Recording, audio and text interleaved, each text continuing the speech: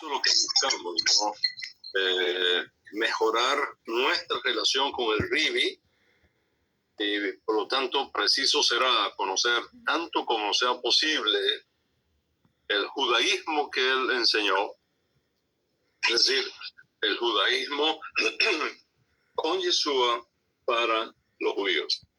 Recuerden que Rabino Shaul y su equipo se concentraron más en el judaísmo con Yeshua para los no judíos, pero ese no fue el caso del Rivi. Nuestro Rivi se concentró más en el judaísmo con Yeshua para los judíos, y ese es exactamente lo que vamos a tratar de enfocarnos, procurar que el estudio de la vida, de los dichos del maestro, sean apegadas a él tanto como posible. Eso es lo primero.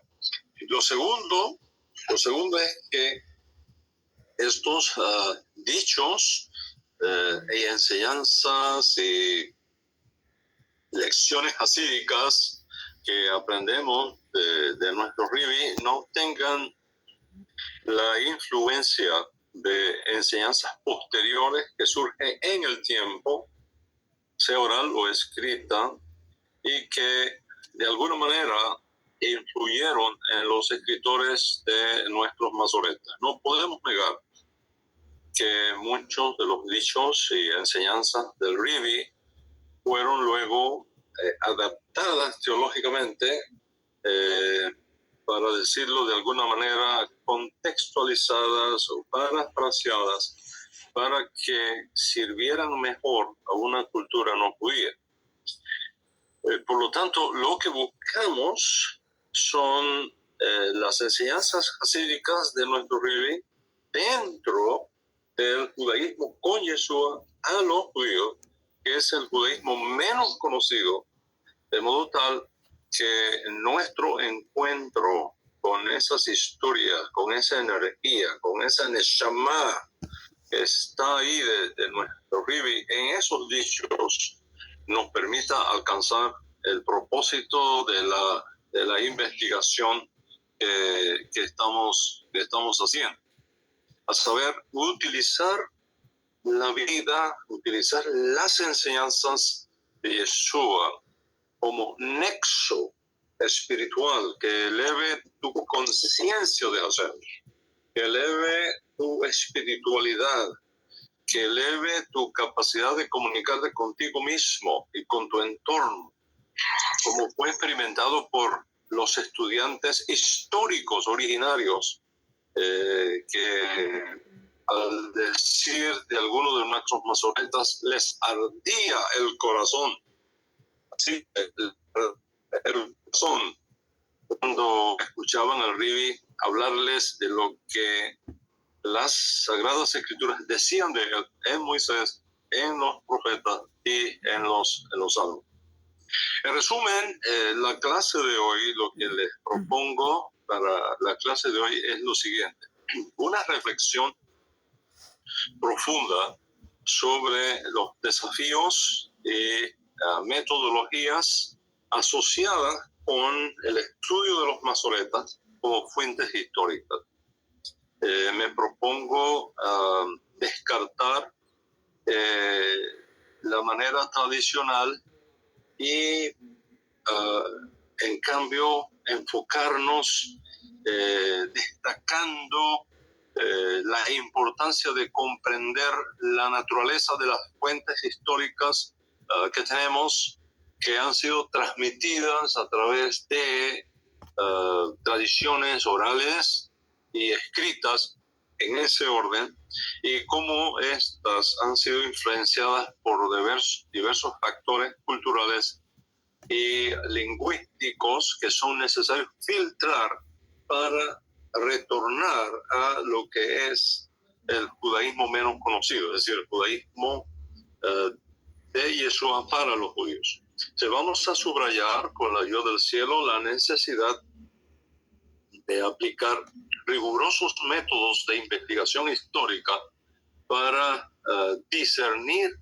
la autenticidad de los relatos sobre la vida y enseñanza de nuestro vivir.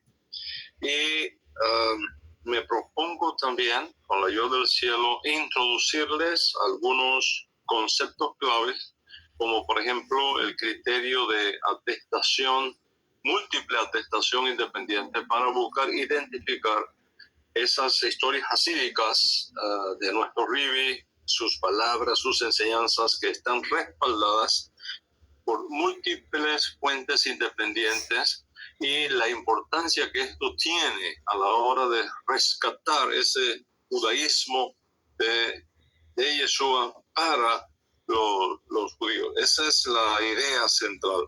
Y por supuesto voy a mencionar las fuentes disponibles para el estudio de Yeshua, incluyendo los masoretas canónicos, los evangelios canónicos y otras fuentes. Y bueno, lo vamos a analizar.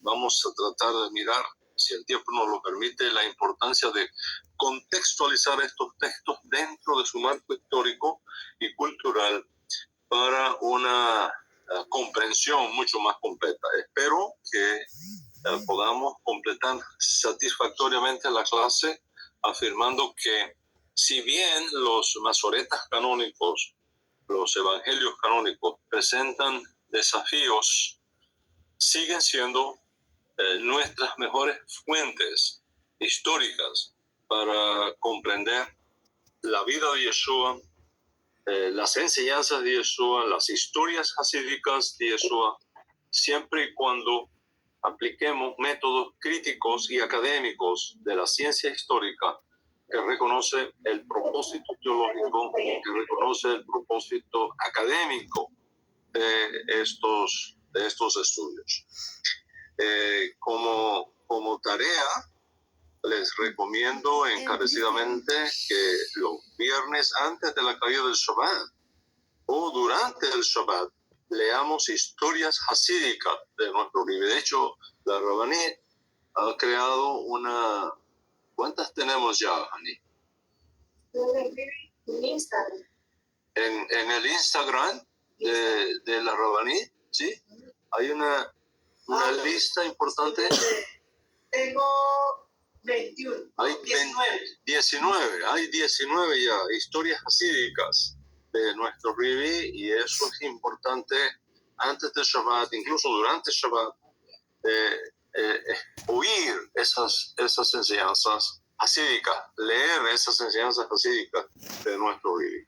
Bueno, basado en todo esto, vamos entonces a desarrollar la clase de hoy. Vamos a comenzar por acá.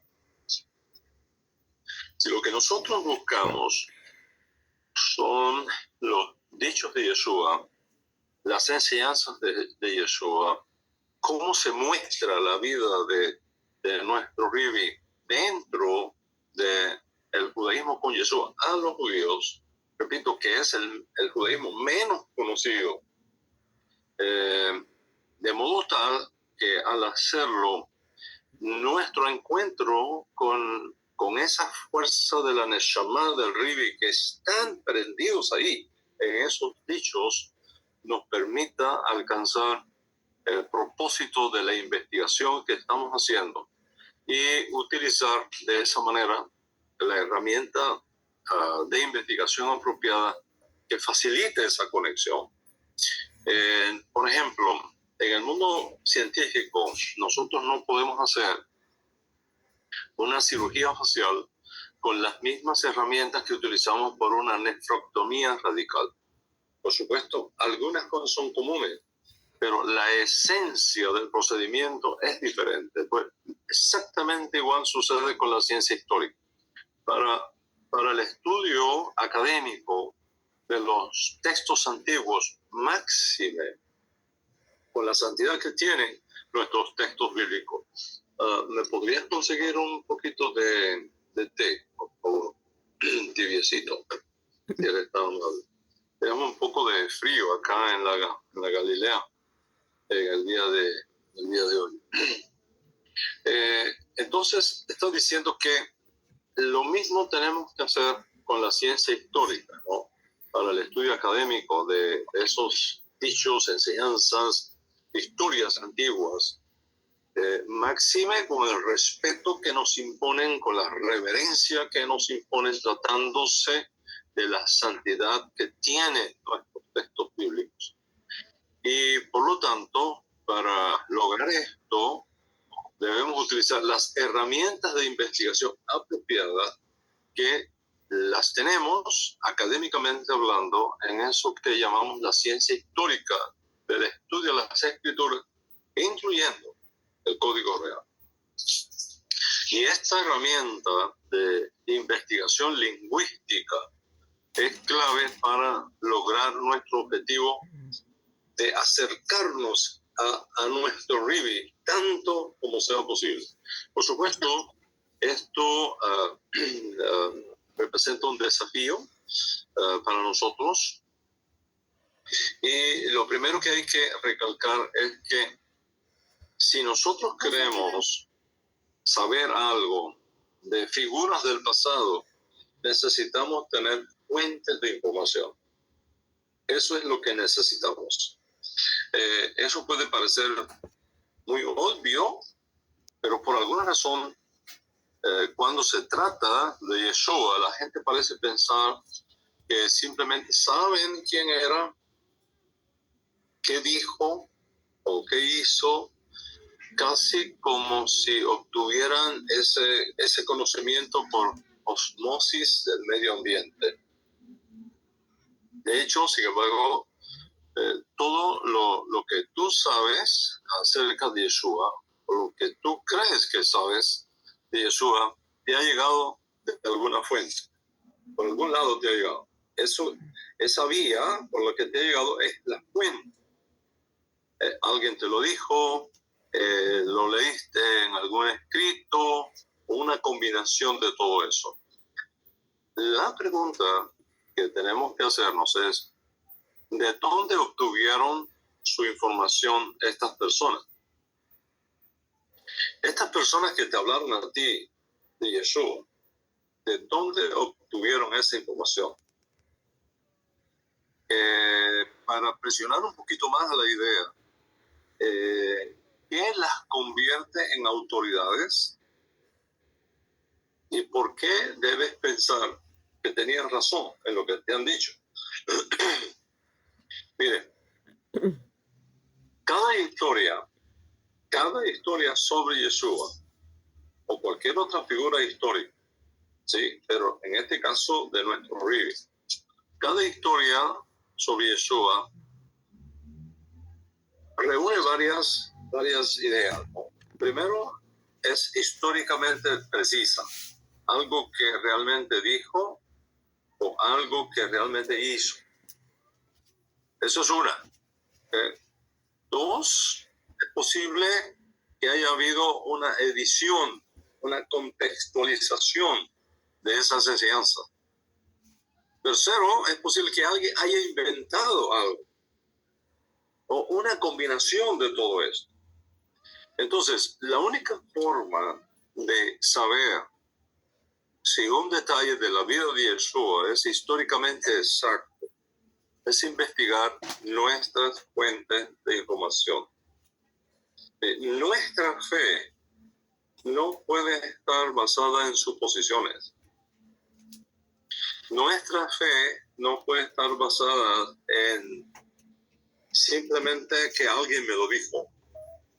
Es importante que cada uno llegue a un punto en su vida donde esté convencido en su espíritu y académicamente convencido de cada uno de los detalles de la vida de nuestro Santo Maestro. Y por lo tanto tenemos que investigar nuestras fuentes de información. Las fuentes que vamos a consultar están disponibles para todos. Yo no tengo información privilegiada que ustedes no tengan también.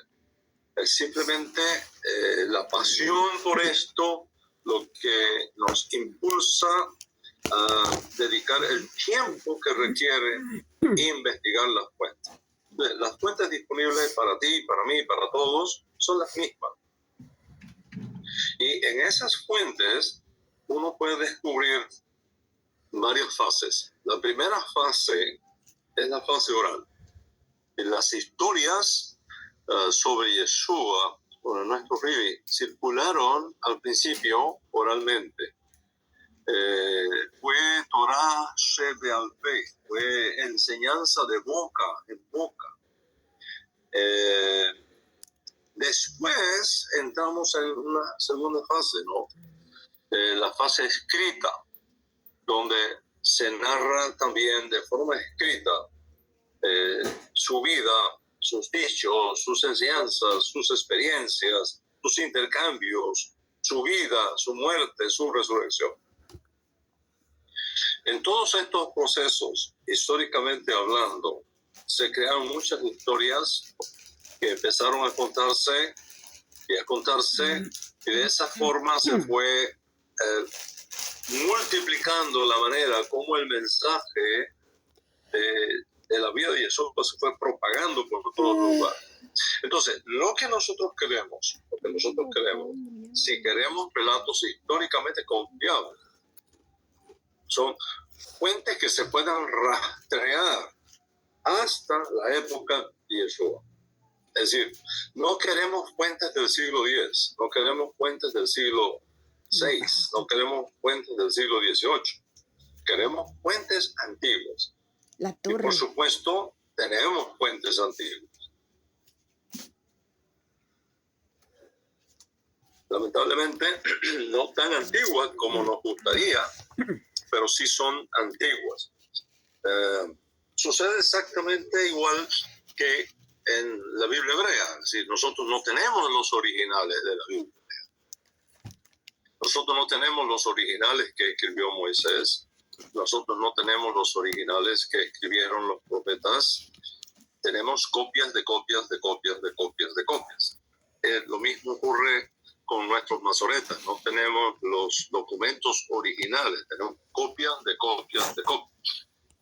Son antiguas esas copias, pero no son tan antiguas como nos gustaría.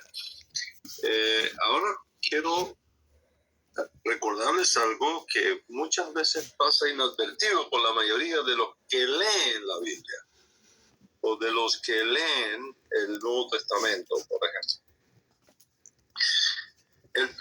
La primera fuente histórica para comenzar a saber acerca de Yeshua, no son los evangelios, no son los masoretas, ni Meir, ni Hillel, ni Matiahu, ni Yohanan. Ellos no son las primeras fuentes. Nuestro primer autor histórico que comienza a pasarnos información sobre Yeshua es el apóstol Pablo. El apóstol Pablo que escribe 20, 30 años, solamente 20, 30 años después de la muerte de Yeshua. Ninguno de nuestros evangelios es tan antiguo como los escritos de Rabino Shaul. Rabino Shaul no conoció el evangelio de Mateo ni el evangelio de Meir. Rabino Shaul no tuvo acceso a eso porque los evangelios surgen después del apóstol Pablo. Entonces, nuestro primer autor histórico para saber de Yeshua es el apóstol Pablo. Varias cartas de Pablo, de hecho, 7 cartas indiscutibles que escribió Rabino Shaul, más aproximadamente 6 cartas más que posiblemente la escribieron sus estudiantes en su nombre. Y por eso se llaman las 7 cartas discutibles versus las 6 cartas discutibles que tienen el sello del apóstol Pablo, definitivamente, pero que por razones lingüísticas que no tengo tiempo ahora para explicar acá, de los manuscritos que tenemos, es evidente que no fue escrita por el apóstol Pablo, o por lo menos no por el amanuense que escribía las cartas de Pablo, las 7 cartas fundamentales de Pablo, como son, por ejemplo, la carta a Onésimo, primera de Tesalonicenses, la carta a los Gálatas, la carta a los Filipenses, primera de Corintios, segunda de Corintios, Romanos, que son auténticamente del apóstol Pablo. Él es la primera fuente histórica para comenzar a saber acerca de Yeshua. Es posible que otros autores judíos históricos, seguidores de Yeshua o apóstoles de Yeshua, hayan estado escribiendo antes que el rabino Shaul, porque ellos fueron testigos de la vida de Yeshua y de la enseñanza de Yeshua antes que el rabino Shaul. Pero por lo menos hasta el día de hoy, ninguno de sus trabajos sobrevive. ¿Quién quiera que en uno de estos días los arqueólogos, ¿verdad?, nos descubran esos tesoros escondidos en vasos de barro y que podamos tener acceso a eso? Pero no hasta este día. De hecho, allá, acá en Jerusalén, un arqueólogo del Departamento de Historia de Israel encontró una moneda de la época del rey Salomón, 2700 años atrás. Sí, tengo la foto, hoy salió en la prensa eso, acá. Algo realmente impresionante. Bueno, no tenemos lo que nos gustaría tener de otros apóstoles originarios que posiblemente escribieron acerca de Yeshua, pero todavía no ha llegado a nosotros. Lo que nos ha llegado de primero son los escritos de el Rashtá, del rabino Shaul de Tarso. Ahora, ¿qué pasa con el Rashtá? ¿Qué pasa con el rabino Shaul de Tarso? El desafío con el apóstol Pablo es que él no conoció personalmente a Yeshua históricamente hablando.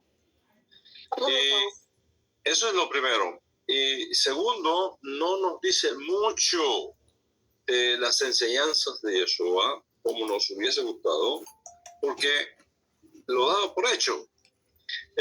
No nos dice mucho de las actividades de Yeshua, no nos dice mucho de las experiencias de Yeshua, asuntos que ya hemos visto en clases pasadas. Aprendemos algunas cosas de Yeshua por medio de Pablo, que es nuestra primera fuente histórica, pero esas cosas históricas del Yeshua histórico fueron de segunda mano. Por ejemplo, Rabino Shaul nos dice en una de sus cartas, él nos dice: yo les entrego lo que asimismo me ha sido entregado. Sí, les enseño lo que también he recibido oralmente, que la noche Yeshua fue entregado, tomó pan y bendijo, etcétera, etcétera, etcétera. ¿No? Toda esa información es histórica, juntamente con los testigos de la resurrección, por ejemplo, que menciona Rabino Shaul. Bueno, todo eso fue recibido por él. Fue recibido por él, pero él mismo no fue testigo ocular de eso. Entonces, precisamos eso. La primera fuente de información histórica es Rabino Shaul, siempre y cuando entendamos que él no fue uno que anduvo históricamente con Yeshua, y por lo tanto su información es de segunda mano. Nuestra siguiente fuente de información más antigua sobre el Yeshua histórico son nuestros masoretas canónicos, es decir, los conocidos académicamente como los evangelios del Código Real o del Nuevo Testamento. Esas son nuestras mejores fuentes. Son mejores no porque estén en el Nuevo Testamento, sino porque también son las primeras narraciones de la vida de Yeshua que han sobrevivido y que han llegado a nosotros. Pero a pesar de que son las mejores fuentes disponibles para nosotros, nos gustaría que fueran aún mejores. Nos gustaría que fueran aún mejores. Y para empezar, hay que recordar algunas cosas que académicamente tenemos que saber. Por ejemplo, nosotros llamamos a estos libros que son sagrados para nosotros y normativos para nosotros lo llamamos según Meir, o según Marcos, o según Hillel, o según Lucas, o según Matay, o Mateo, o según Yohanan, según Juan, porque llevaban el nombre de, por lo menos de ellos, de esos cuatro, dos llevan el nombre de discípulos terrenales de Yeshua. En este caso sería Matay, el cobrador de impuestos, y Yohanan, que posiblemente sea el discípulo amado del cual él mismo narra en su Masoret. Y se mencionan en los 4 evangelios canónicos, se mencionan a Meir, que históricamente tenemos la tradición de que fue el asistente del apóstol Pedro, de Kefa, y Hillel, Lucas, que fue el compañero de viaje del apóstol Pablo. Pero de hecho, todos estos masoretas, aunque usted los ve en el Código Real o en cualquier Biblia, como según Meir, según Hillel, según Matiajo, según Yohanan, todos ellos fueron escritos de forma anónima. Es decir, el autor de esas obras extraordinarias no se identifica en la obra misma. No es como las cartas de Pablo, que dice de entrada, Pablo, apóstol de Yeshua, el Mesías. No te vas a encontrar eso en nuestros masoretas. Los autores no se identifican. Y estas historias y estas literaturas circuló durante décadas antes de que alguien afirmara que fueron escritos por esas personas. Entonces, la primera atribución segura de estos libros a estos autores, es decir, atribuir Marcos a Marcos, atribuir Lucas a Lucas, Matay a Matay, Yohanan a Yohanan, no se conoció sino 100 años después, mínimo 100 años después de la existencia de estos masoretas. Entonces, no podemos decir académicamente hablando que Meir escribió Meir, o que Hillel escribió Hillel, porque no es eso la información que tenemos en el texto. Esos títulos fueron añadidos 100 años después, mínimo, del surgimiento de estos masoretas. De hecho, el solo punto de que diga según Meir, o según Marc, o según Yohanan, nos está diciendo que alguien, según Marcos, esto fue lo que pasó. Según Hillel, esto fue lo que pasó. Según Yohanan, esto fue lo que pasó. Pero no significa que Yohanan dice que esto fue lo que pasó. Que según Yohanan, eso es una tercera persona que está diciendo, según Yohanan, esto fue lo que pasó. Según Meir, esto fue lo que pasó. Según Lucas, esto fue lo que pasó. Y entonces nos cuenta la historia. Esto es lo que ocurre en cada uno de nuestros 4 masoretas. El título no nos dice quién fue el autor del Evangelio, sino que en su opinión, el que preservó, Baruch Hashem, el que preservó esa historia para nosotros, en su opinión, eso fue escrito según Yohanan, o según Matiahu, o según Meir, o según Hillel. Por otro lado, los seguidores de Yeshua, como sabemos del propio Código Real, del propio Nuevo Testamento, eran mayoritariamente judíos campesinos, de habla hebrea, sin mayor educación académica, como es el caso del apóstol Pablo, por ejemplo. Eso no significa que los discípulos originarios de Yeshua fueran analfabetos como nosotros conocemos el concepto hoy día. Por supuesto que no. Ellos sabían leer la Torá, sabían escribir hebreo de la época, etcétera, pero no al nivel académico que nosotros encontramos, por ejemplo, en el apóstol Pablo. Las copias que nosotros tenemos de los evangelios no están escritas por personas de un bajo nivel académico, para nada, absolutamente. Las copias que tenemos griegas del Nuevo Testamento, el griego que aparece allí está escrito por personas altamente educadas, diríamos, es un inglés del nivel de Shakespeare, o es un español a nivel de Cervantes. No es un español de un niño de primer grado, de segundo o tercer grado, no es un griego de una persona que comete errores de formación textual, siguiendo las reglas gramaticales, etc. El griego que nosotros tenemos en estos escritos es altamente sofisticado, eso tuvo que haber sido hecho por personas altamente educadas. Entonces, esto es un desafío para nosotros. Con la excepción de Matías, que tenemos fuentes más antiguas en hebreo, y aunque subsiste un trasfondo hebreo detrás de cada evangelio de copia griega, la realidad es que tenemos copias en griego que reflejan autores intelectuales de alta educación. Probablemente entonces escribieron después de que los discípulos de Yeshua habían muerto, todos o casi todos.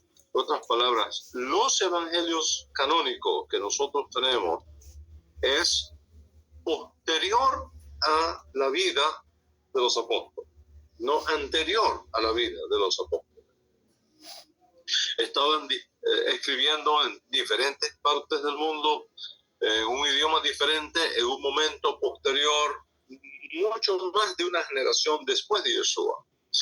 Y dar el título a esos escritos que los relacionaran con los apóstoles es un caso de tradición oral, porque quienes primero hablaron y enseñaron acerca de Yeshua fueron sus propios apóstoles originarios. Entonces, como nosotros vimos en la clase previa, el cuadro cronológico que tenemos es que Yeshua muere, nuestro Rivi muere alrededor del año 30 después de Yeshua, ¿sí? Aproximadamente en el año 30. Recuerden que Yeshua nace en el año 4 antes de Cristo, si es que queremos usar la nomenclatura académica en los círculos universitarios, ¿no? Yeshua nace el 4 antes del 4. Recuerden que no hay año cero en la manera de contar el tiempo, no hay año cero. Él nace el año 4 antes de Cristo. La razón por la que se llega a esa fecha es teniendo en cuenta lo que sí sabemos de la muerte de Herodes, etc. Pero es un tema que lo vamos a tratar en otro mes. Bueno, si nosotros sabemos entonces que Yeshua muere alrededor del año 30, el Masoreta asignado a medir, según Marcos, surge alrededor de los años 65 al 70. Pues algunos historiadores consideran que puede incluso ubicarse entre el año 60 al año 70. Matías y Lucas se escribieron entre los años 70 y 80. Y Yohanan, el último de nuestros masoretas canónicos, a partir del año 90, posiblemente entre el 95 y el 100 después de Yeshua. Lo que es entonces significativo aquí es el intervalo de tiempo establecido. El primer relato sobreviviente de la vida de Yeshua fue escrito entre 30 años después de su muerte. Recuerda eso, 30 años después de su muerte. Meía, 30 años después de su muerte. Nuestro último evangelio canónico fue escrito 65 años después de la muerte de Yeshua. Eso obviamente es mucho tiempo. Entonces, si los autores de los manuscritos que ahora tenemos no fueron de los manuscritos de los evangelios canónicos, no fueron testigos presenciales, posiblemente no estaban viviendo en Israel, porque Israel fue destruido, recuerden, en el año 70, la destrucción de Jerusalén, del Estado judío, y no estaban hablando el mismo idioma de Yeshua. La pregunta es, ¿de dónde obtuvieron esa información? ¿De dónde Meir obtuvo esa información? ¿De dónde Lucas obtuvo esa información? ¿De dónde Matiyahu obtuvo esa información? ¿De dónde Yohanan obtuvo esa información? Lógicamente, después...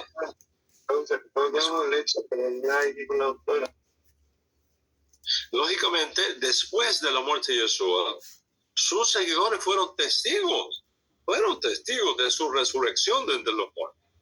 Comieron con él, caminaron con él, fueron instruidos por él luego del evento de la resurrección. Entonces entendieron su misión de hablar de él a sus hermanos judíos, contar sus historias, enfatizar la autenticidad de su mesianidad mediante el evento de su resurrección. Entonces, los primeros testigos judíos, presten atención a esto, los primeros testigos judíos de Yeshua tenían que persuadir a sus compatriotas judíos de que Yeshua era realmente el Mesías de Dios. Y para hacer eso tenían que hacer dos cosas. Primero, tenían que contar historias de él, enseñanzas de él, eventos que tomaron en su vida, cotejándolas con lo que anunciaron los profetas acerca del Mesías. Por eso es que te vas a encontrar en Memorias Apostólicas, por ejemplo, como dice que Rabino Saúl les mostraba por las Escrituras. Les mostraba por las Escrituras. ¿Qué Escrituras? No los Evangelios. No existían los Evangelios en esa época. Les mostraba por las Escrituras hebreas. Moisés, los profetas, los salmos, que el Mesías tenía que sufrir. Eso es lo primero que demostraba Rabino Saúl. Que el Mesías tenía que sufrir. Y que Yeshua, el Ribi que él estaba predicando, reunía esas condiciones que llenaban los anuncios de las profecías. Entonces, los primeros testigos judíos de Yeshua tenían que persuadir a sus compatriotas judíos de que Yeshua era realmente el Mesías de Dios, y para hacer eso tenían que contar historias de él que compaginaran con lo que los profetas habían anunciado que serían las características del Mesías, y así lo hicieron. Contaron historias sobre lo que sucedió al final de su vida, contaron historias de su muerte, de la manera como él murió, contaron historias de la tumba vacía, de sus apariciones a sus seguidores después de haberse levantado de entre los muertos, contaron historias de su vida en esos eventos finales, lo que él enseñó, los milagros que realizó, las controversias que tuvo con líderes judíos, su arresto, su juicio, etc. Y cómo todo eso estaba previsto y escondido en las escrituras hebreas. Y esas historias circularon. Cualquiera que recibió ese testimonio oral y se hizo un seguidor de Yeshua, podía contar esas historias, replicaba esas historias. Así lo hicieron. En realidad, lo que se creó fue una red de mercadeo sagrado. Las redes de mercadeo que hoy día conocemos como una metodología de venta de productos donde se le enseña a una persona este producto lo que hace es esto, ¿sí? Esta es la manera de usarlo, esta es la manera de aplicarlo y estos son los resultados.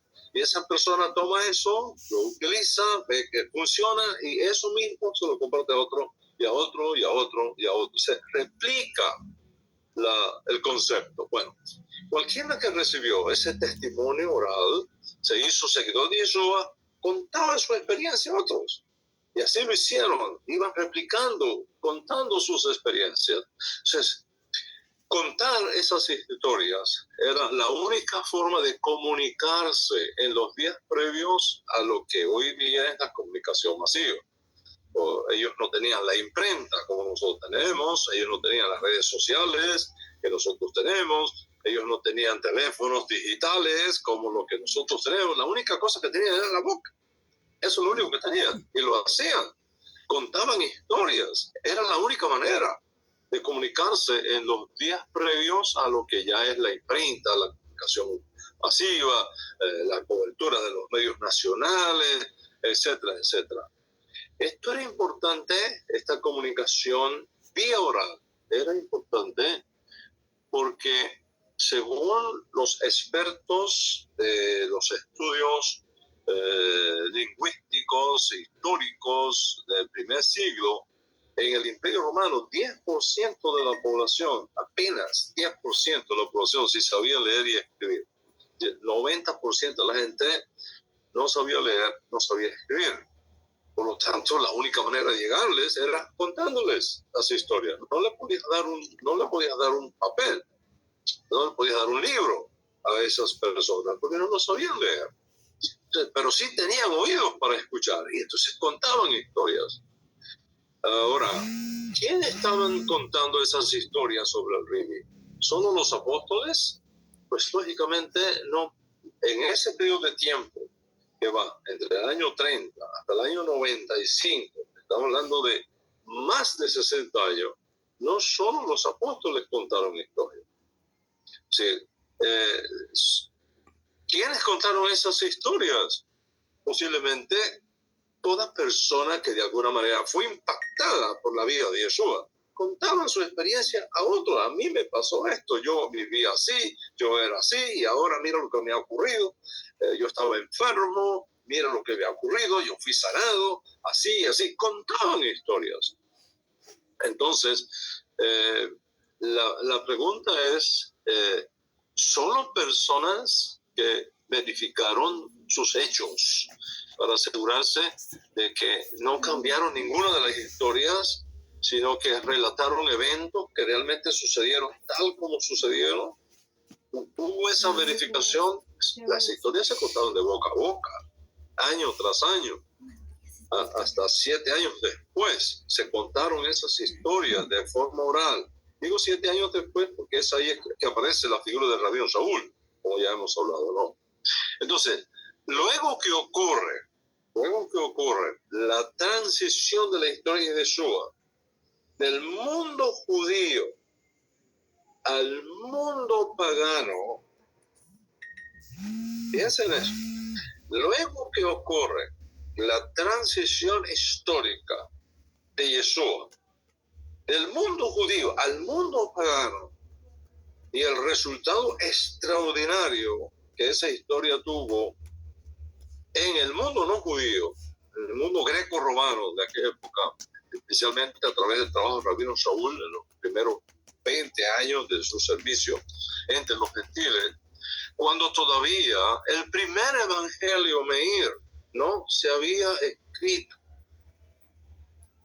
Entonces, la transmisión oral entre los gentiles tuvo lugar exactamente igual a como venía sucediendo en Israel, pero ahora en una cultura diferente, con personas diferentes, en una escala mucho más grande. ¿Por qué? Porque el judío la comunidad judía es un porcentaje pequeño en relación con la comunidad no judía. Entonces, ¿qué es lo que está pasando? Que cuando esas historias se mueven del ambiente judío, del territorio judío, teológicamente hablando y geográficamente hablando, al mundo amplísimo no judío, se estaba masificando esa información oral. Estaba pasando de una lengua hebrea al griego y a otras lenguas en el área del mundo de la cuenca del Mediterráneo. O sea, no era fácil controlar lo que una persona dijera sobre Yeshua, porque las experiencias son únicas, son muy individuales. Creo que cada uno de ustedes tiene su propia experiencia con Hashem, tiene su propia experiencia con Yeshua, tiene su propia experiencia espiritual. Aunque puede haber puntos de comunes en todos, hay cosas que son únicas. La manera como yo concebí a Dios, la manera como Hashem se me reveló, la manera como yo conocí a Yeshua, puede que sea diferente en cada uno de nosotros. Y por lo tanto, cómo tú cuentas esa historia no necesariamente igual a como la cuenta otra persona. Y no era fácil controlar lo que una persona dijera sobre Yeshua porque estaba involucrado su experiencia, su vida emocional en ese proceso. Y todo el mundo sabe lo que sucede con las historias que circulan de esa manera. Es posible que algunos detalles se modifican, es posible que algunos detalles incluso se exageren dependiendo de la experiencia de la persona, o que los relatos impresionantes se vuelven aún más impresionantes, etcétera, etcétera. Fue en esas condiciones que el primero en darse cuenta que había que escribir y preservar lo mejor posible las enseñanzas y los dichos de Yeshua con alguien que luego lo conocemos como Meir, ¿sí? Según Meir, según Marcos. Entonces, Marcos, Meir, escribe a destinatarios que fueron posiblemente una o varias comunidades específicas en regiones específicas que él conoció personalmente, el autor original conoció. Luego, en otras comunidades donde Marcos no fue conocido, alguien que se atribuye a Hillel siente que las cosas que se han dicho y que han estado circulando requieren colocarse de una forma mucho más precisa, y entonces escribe para sus comunidades, escribe para su región lo que conocemos como el Evangelio de Lucas. Lo mismo sucede con Matiahu, entre los judíos primeramente, y luego para fines del primer siglo lo mismo surge con Yohanan. Yohanan escribe para comunidades que pertenecían a ese círculo íntimo en su propia región y en las comunidades que pertenecían a esa región.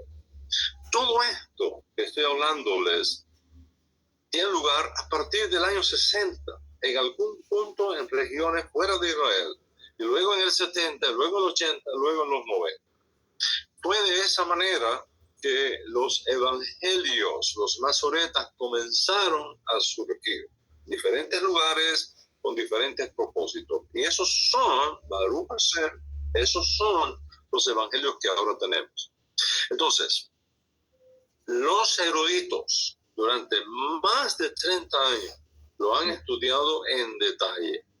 Yo recuerdo, por ejemplo, en mi época de estudiante, cuando estudiábamos directamente en el griego del Nuevo Testamento los evangelios, como nuestro profesor de griego nos hacía ver cada palabra en qué género estaba, ¿sí? En qué género estaba, si estaba en primera persona, si estaba en segunda persona, si estaba en tercera persona, si estaba en presente, si estaba en la forma continua que tiene el griego, si era pasivo, si era activo. Es una cantidad de información lingüística que tenemos ahí. Imagínate los eruditos durante más de 300 años estudiando todo esto en detalle.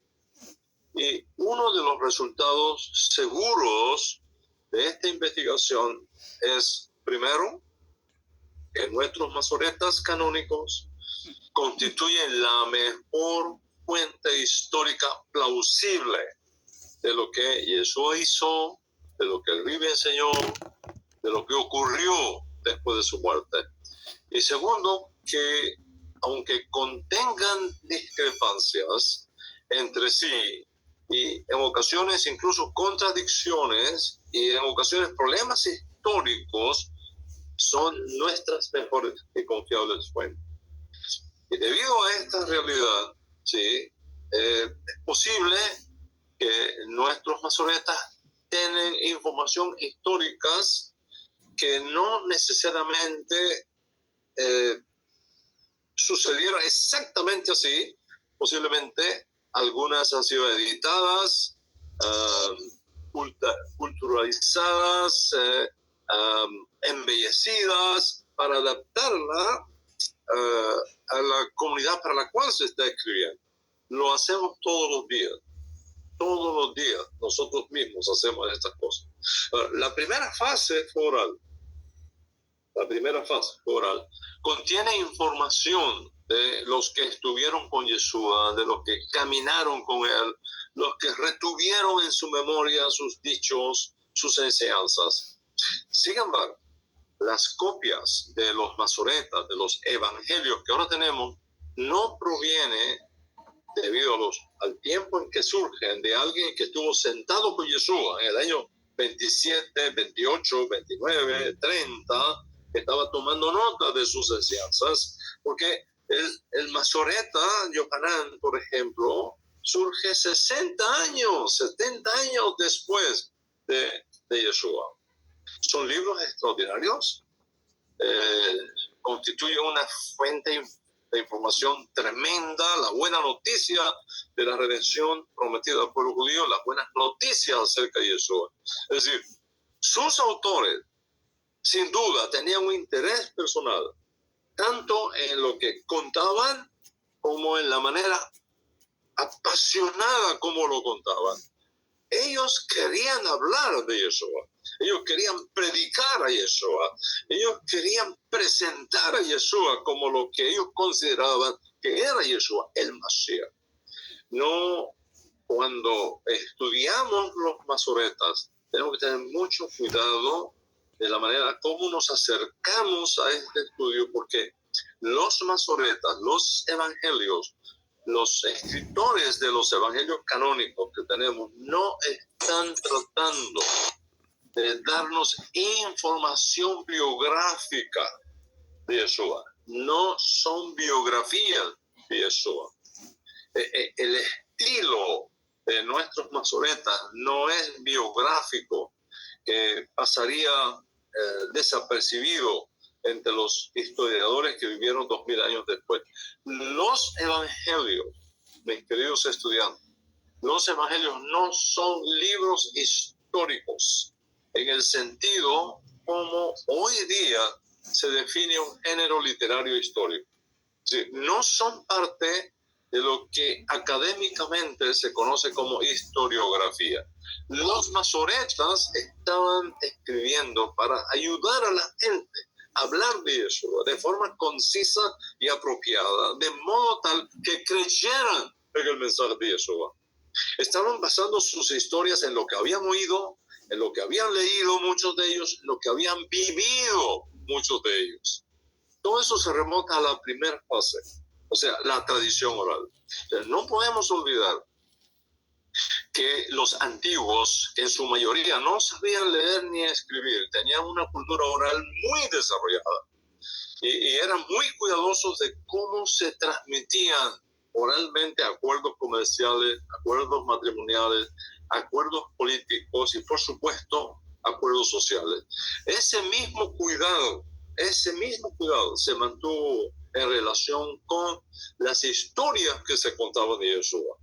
Pero no hay que negarlo, cuando esas historias trascienden al mundo judío, van más allá de las fronteras geográficas y teológicas de Israel, ocurrieron cambios.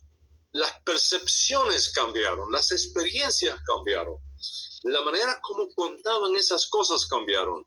Y esos cambios son los que tenemos que aprender, porque en un punto determinado se introducen en las copias de lo que ahora tenemos, y eso es lo que explica posiblemente si hubo discrepancias, si hubo contradicciones e incluso problemas históricos. Y esto significa, por lo tanto, que no pueden tomarse al pie de la letra, así como si estuviéramos frente a relatos históricamente precisos de lo que sucedió. Esto no significa para nada, que nuestros evangelios son inútiles como fuentes históricas. Todo lo contrario, todo lo contrario. No significa que no tienen valor histórico. Por supuesto, es lo más valioso que tenemos, pero significa que necesitamos tener métodos históricos rigurosos que nos ayuden a examinar libros que fueron escritos con un propósito, que fue proclamar las buenas nuevas de Yeshua, para lograr un propósito diferente, saber lo que Yeshua realmente dijo y saber lo que Yeshua realmente hizo. Así que solo puedo dar, por supuesto, déjenme hacer algo acá. Solo puedo dar un breve resumen de los métodos que los eruditos del Nuevo Testamento han ideado para tratar con las fuentes de este tipo, y por lo tanto es importantísimo que ustedes, como estudiantes del RIBI, defensores del RIBI, que están listos para desarrollar su mejor relación posible con el RIBI, tengan acceso a esta información. Los evangelios son, de hecho, virtualmente nuestras únicas fuentes históricas disponibles más confiables.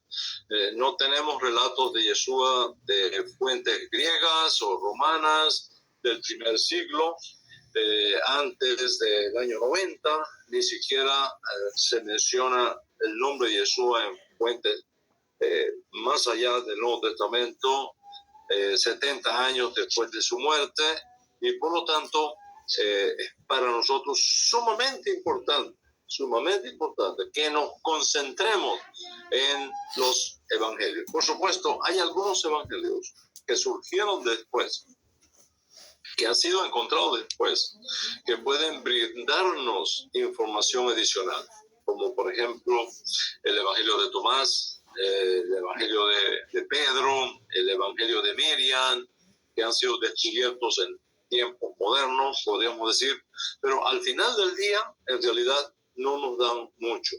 Lo que tenemos en nuestras manos son nuestros 4 evangelios canónicos, y es ahí donde tenemos que apoyarnos más.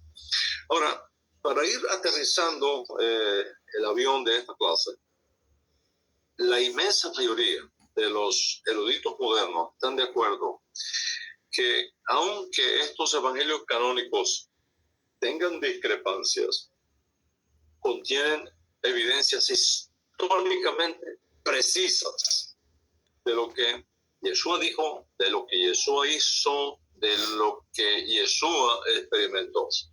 ¿Y cómo eso puede beneficiarnos a cada uno de nosotros? La pregunta es, ¿cómo descubrir la información históricamente precisa de cualquier modificación o de cualquier adaptación posterior que haya tenido lugar? Hay un erudito muy famoso, Norman Perrin,